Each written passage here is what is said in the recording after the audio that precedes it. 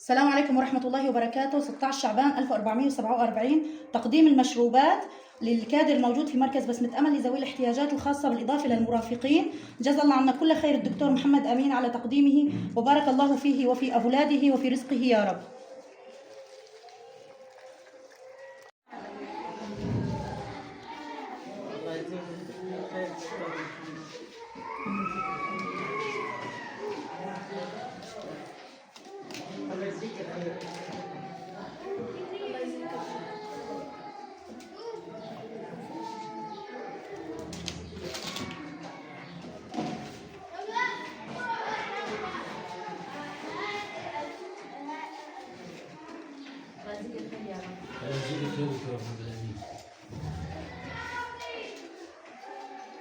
الله يجزيك الخير ويبارك فيك.